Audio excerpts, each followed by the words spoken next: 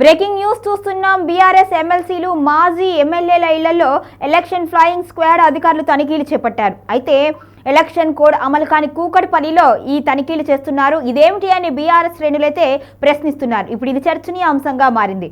ఇక ఇదే అంశంపై పూర్తి సమాచారాన్ని మా ప్రతినిధి రాము అందిస్తారు. రాము, చెప్పండి, అసలు ఇప్పుడు ఇంత సడన్ గా ఎందుకు అధికారులు తనిఖీలు చేపట్టారు? అది కూడా కూకట్పల్లి నియోజకవర్గంలో అసలు ఎలక్షన్ కోడ్ అమలే లేదు, అక్కడ తనిఖీలు ఎందుకు చేస్తున్నారు?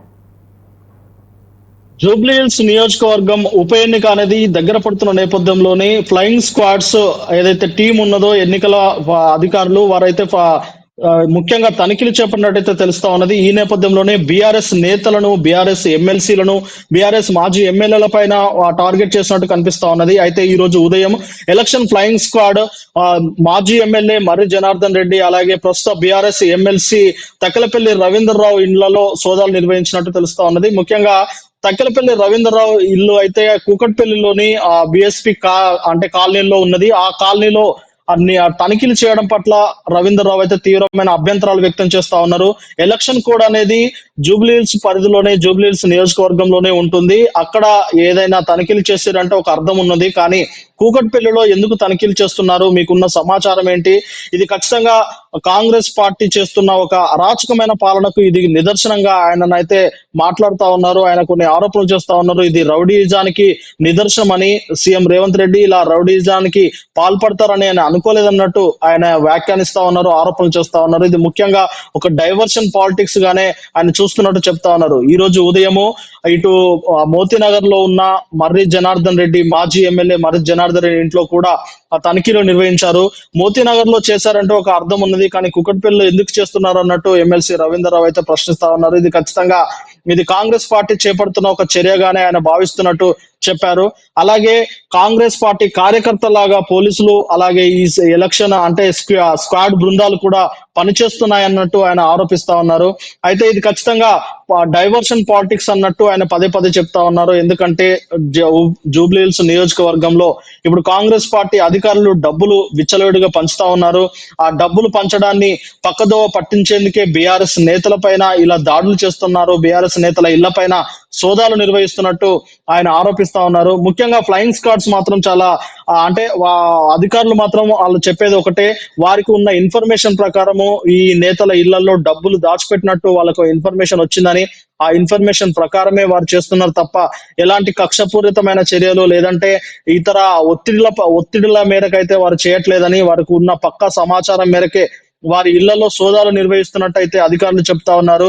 ఏది ఏమైనప్పటికీ ఇక్కడ బీఆర్ఎస్ పార్టీ దూసుకెళ్తుంది, బీఆర్ఎస్ పార్టీ నియోజకవర్గాల్లో ముందంజలో ఉన్నది అన్న విషయాన్ని జీర్ణించుకోలేకనే కాంగ్రెస్ అధికారులు కావచ్చు, అంటే కాంగ్రెస్ పాలకులు కావచ్చు, సీఎం ముఖ్యమంత్రి కావచ్చు, కావాలనే ఇలా బీఆర్ఎస్ నేతల ఇళ్ల పైన దాడులు చేపిస్తున్నారని బీఆర్ఎస్ శ్రేణులు కూడా ఆరోపిస్తా ఉన్నారు. ఈ రోజు ఉదయం అయితే ముఖ్యంగా ఎలక్షన్ ఫ్లయింగ్ స్క్వాడ్స్ చేస్తున్న ఈ తనిఖీలు అయితే ఇప్పుడు అంటే తెలంగాణ రాష్ట్రంలో ఒక చర్చగా మారిపోయింది. అయితే ఇక్కడ ఒక విషయాన్ని నిపుణులు సైతం ఆలోచిస్తా ఉన్నారు. ఏదైనా ఉప ఎన్నికలు జరిగినా, మామూలు ఎన్నికలు జరిగినా మామూలుగా ఎలక్షన్ కోడ్ కు సంబంధించి కొన్ని నిబంధనలు అయితే ఉంటాయి. ఎక్కడ డబ్బులు పంచొద్దు అనేది, అలాగే మద్యం కూడా పంచొద్దు అని కొన్ని నిబంధనలు ఉంటాయి. మద్యం దాచిన చోట్లు కానీ, డబ్బులు దాచుకున్న చోట్లు కానీ ఈ అధికారులకు తెలిసిన చోట ఖచ్చితంగా తనిఖీలు చేసే రైట్స్ అయితే వారికి ఉంటాయి. ఆ రైట్స్ ప్రకారమే వాళ్ళైతే తనిఖీలు చేస్తున్నట్టు చెప్తా ఉన్నారు. ఓకే రాము, అయితే ఇప్పుడు దీని మీద కాంగ్రెస్ శ్రేణులు ముఖ్యంగా ఇన్ఛార్జ్ మంత్రిగా ఉన్న పొన్నం ప్రభాకర్ ఏమంటున్నారు? రైట్, ఇదైతే ఎలక్షన్స్ కు సంబంధించి అంటే ఎలక్షన్ ఫ్లయింగ్ స్క్వాడ్ తనిఖీలు చేసిన వెంటనే బీఆర్ఎస్ శ్రేణులు అయితే పెద్ద ఎత్తున ఆరోపణలు చేస్తా ఉన్నారు. ఇది ఖచ్చితంగా కాంగ్రెస్ పార్టీ చేస్తున్న ఒక కుట్రలోని అంటే కుట్రగానే వారు చూస్తామని చెప్తా ఉన్నారు.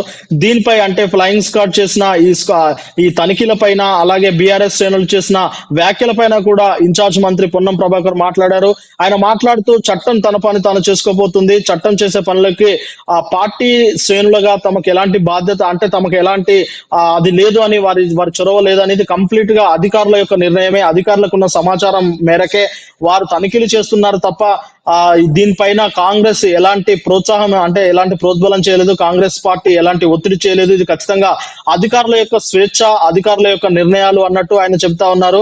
అయితే ఈ నేపథ్యంలోనే ఇటు కిషన్ రెడ్డికి సైతం ఆయన సవాల్ విసురుతా ఉన్నారు. ముఖ్యంగా బీజేపీ పార్టీ గెలుస్తుందని, కాంగ్రెస్ పార్టీకి ఓటు వేస్తే ఎంఐఎం కు ఓటు వేసినట్టే అన్నట్టు కేంద్ర మంత్రి కిషన్ రెడ్డి సహా కొంతమంది బీజేపీ నాయకులు, బీజేపీ ఎంపీలు, ఎమ్మెల్యేలు కూడా మాట్లాడుతా ఉన్నారు. ఇది ఖచ్చితంగా దీని పట్ల కూడా మంత్రి పొన్నం ప్రభాకర్ సవాల్ విసిరారు. ఇక గత ఎన్నికల్లో బీజేపీ అభ్యర్థి లంకల దీపక్ రెడ్డి 25,000 ఓట్లను సాధించుకున్నారు. కానీ ఈ ఎన్నికల్లో డిపాజిట్ కూడా బీజేపీ పార్టీకి రాదు. ఎందుకంటే ఈ ఎన్నికల్లో ఖచ్చితంగా 10,000 ఓట్లు కూడా రావు అని చెప్పేసి ఆయన సవాల్ విసిరారు.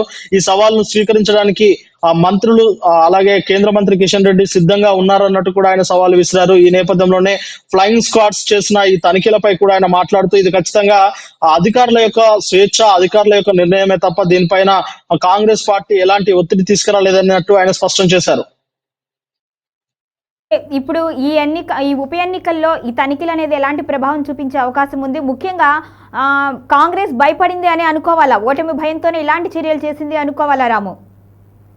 ఖచ్చితంగా ఇక్కడ ఒక విషయాన్ని అయితే నిపుణులు అయితే చాలా క్షుణ్ణంగా గమనిస్తా ఉన్నారు. ముఖ్యంగా ఏ ఎన్నికైనా మద్యం పంచడము, డబ్బులు పంచడం అనేది సర్వసాధారణం అయిపోయింది. ఇది బయటకు ఎవరు చెప్పలేకున్నా కానీ ఇది అంటే అంతరంగంగా అందరు చర్చించుకునే అంశమే. అయితే ఈ నేపథ్యంలోనే బీఆర్ఎస్ పార్టీకి కొన్ని సర్వేలు అంటే కేకే సర్వే లాంటిది, అలాగే చాణక్య సర్వే లాంటివి బీఆర్ఎస్ పార్టీ గెలిచే అవకాశాలు ఉన్నాయన్నట్టు చెప్తా ఉన్నారు. ఈ నేపథ్యంలోనే అధికారంలో ఉన్న రేవంత్ రెడ్డి సైతం అంటే ఆ సర్వేల పట్ల ఆయన కొంచెం అప్రమత్తంగా ఉన్నట్టు తెలుస్తా ఉన్నది. అలాగే అంటే విస్తృతమైన ప్రచారం చేసుకుంటున్న బీఆర్ఎస్ పార్టీకి ఇలాగా డబ్బులు పంచడము, అలాగే మద్యం పంచడం లాంటివి కూడా తోడైతే ఇక ఖచ్చితంగా ఈ నియోజకవర్గంలో బీఆర్ఎస్ పార్టీ గెలిచే అవకాశం ముమ్మాటికి ఉంటుందని భావించే రేవంత్ రెడ్డి యొక్క చర్యలకు పూనుకున్నారా అనేది కూడా నిపుణులు ఆలోచిస్తా ఉన్నారు. అందుకే అంటే ఒక రకంగా చెప్పాలంటే బీఆర్ఎస్ పార్టీ గెలుస్తుంది అనే భయమే రేవంత్ రెడ్డిని ఈ చర్యకు పూనుకునేలా చేసింది అనేది అయితే నిపుణులు భావిస్తున్నారు. కానీ అక్కడ ఇన్ఛార్జ్ మంత్రులు కావచ్చు, వారంతా ఇది కేవలం అధికారుల యొక్క స్వేచ్ఛ, అధికారులు చేపడుతున్న చర్యలే తప్ప, అంటే చట్టం తన పని తాను చేసుకుపోతుంది తప్ప దీంట్లో ఎలాంటి రాజకీయ చర్చలు గాని, అంటే రాజకీయ నాయకుల చొరవ గాని ఉండదు, రాజకీయ నాయకుల ప్రమేయం ఉండదు. ఇది కేవలం అధికారులు అన్నట్టు వీరైతే చెప్పుకొస్తున్నారు. కానీ ఇది ఖచ్చితంగా నిపుణులు ఒక అంచనాకైతే వస్తా ఉన్నారు. ఇది బీఆర్ఎస్ పార్టీ వర్సెస్ కాంగ్రెస్ పార్టీగా జరుగుతున్న ఉప ఎన్నికల్లో కాంగ్రెస్ పార్టీ అధికారంలో ఉంది కాబట్టి తమ అధికారాన్ని ఎంతో కొంత వినియోగించుకొని బీఆర్ఎస్ పార్టీని తక్కువ చేసేలా, బీఆర్ఎస్ పార్టీ ప్రచారాలపై దెబ్బ కొట్టేలా, అలాగే బీఆర్ఎస్ పార్టీ వ్యూహాలపై దెబ్బ కొట్టేలా కొన్ని చర్యలు చేపడుతుందనడంలో అతిశయోక్తి ఉండదు.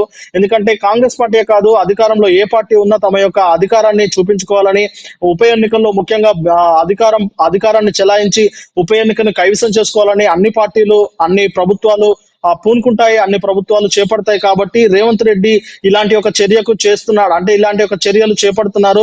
ఇలాంటి ఒక ఫ్లయింగ్ స్క్వాడ్స్ తనిఖీల వెనకాల రేవంత్ రెడ్డి యొక్క వ్యూహం ఉంది అనడంలో ఎలాంటి అతిశయోక్తి లేదని నిపుణులు కూడా భావిస్తున్నారు. ఇది ఖచ్చితంగా ఈ తనిఖీలు అనేది ఉప ఎన్నిక ఫలితాలపై ఖచ్చితంగా ప్రభావం పడే అవకాశం ఉన్నదని చెప్పేసి విశ్లేషకులు సైతం భావిస్తా ఉన్నారు. ఎందుకంటే ఎన్నిక అంటే కేవలం ప్రచారం మాత్రమే కాదు, వాగ్దానాలు మాత్రమే కాదు, హామీలు మాత్రమే కాదు, ఖచ్చితంగా డబ్బులు, అలాగే మద్యం, బిర్యానీలు ఇవి పంచాల్సిన అవసరం ఎంతైందో ఉన్నదని గత కొన్ని ఎన్నికలను, అంటే గత జరుగుతున్న ఎన్నికలను బట్టి చూస్తే ఇది అర్థమవుతా ఉన్నది.